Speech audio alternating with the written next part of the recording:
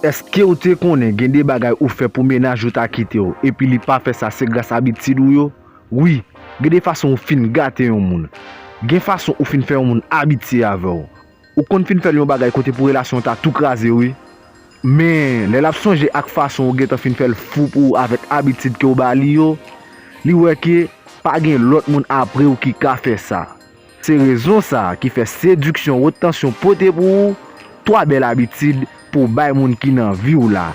Kap fait moun ça pas ka dispenser ou. C'est modèle habitude, même si ou même ak moun ça t'arrive séparé, mais ou ap style toujours gravé dans mémoire. D'abord m'a fait connaître, habitude pas ka fait moun pas tromper ou. Habitude pas ka fait moun pas quitter ou. Mais habitude ka fait yon moun pas jamais oublier ou. Mais habitude ka fait enterrer dans l'esprit yon moun. Mais habitude ka fait yon moun fou pour ou et la trier. Premier habitude ou ka bay ti boubout lancé. Toujours premier moun qui la pour voyon bel ti message bali chaque matin. Par exemple, ou à peine levé dans dormi, depuis même avant ou la veille ou, qui te un bel ti message comme ça pour lui. Baby, moi je veux faire connaître tout le temps, moi pour qu'on connaisse qui j'en ai tout est passé. Pour moi, journée un peu que j'aime commencer. Parce que j'aime toujours impatient pour le connaître qui j'en levé. Bonjour ma, ou bien bonjour pas. Les moun nan fik levé. Et puis li ouvert téléphone li. Premier message li recevoir, li wè se ti bout là qui voye le vouli. Pas besoin di ou qui j'en ça fait le plaisir. Et si yon matin ta passé ou pas ta quitté un petit message pour lui, ou met connaît pour lui c'est pi mauvais journée li pral passer parce que ou te get fin gâtel ak bel ti parole ou yo chaque matin. Et regardez, abonnez avec channel là.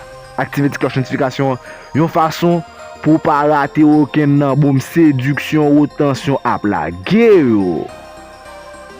Deuxième façon ou ka gâter ménage ou, c'est bal yon ti cadeau de temps en temps. L'aime dit ça, c'est pas parce que moi dit ou chaque jour pour acheter parfum, valise à la main ou soit yon mode pour li. Mais plutôt pendant ou pral croiser ak ti boubout là, ou ka toujours acheter ti siret li pi remè emporter pour li. Yon ti chaîne et la trier. Parce que c'est tout ti geste ça yo ka fait moun ça pas ka négocier ou pour personne. Ou si chaque lò pral ti boubout là, ou toujours porter yon ti fleur, ou soit yon siret pour li, m garanti ou, le jour ou pas fait ça, l'a senti le manqué dans li même parce que li te getan fin habitué ak geste ça yo. Troisième habitude ou ka bay bébé assez. Bal yon habitude les ou nan yon lié intime avec, surtout les nou sou kabon. Majorité femme remet ti bef en pile. Mais gen yon minime pourcentage là dans yo qui gen cran les ou nan yon lié intime pour yo mande ménage yo fait ti bef pour yo.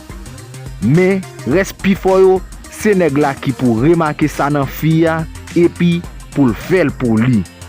Zami, l'on reme ak yon fille et puis chaque nous croiser dans yon lieu intime ou toujours prend le soin pour bal 10 minutes à 15 minutes ti bef ou tout gâter ti comme parce que femme reme le on nèg ap lan be kokol.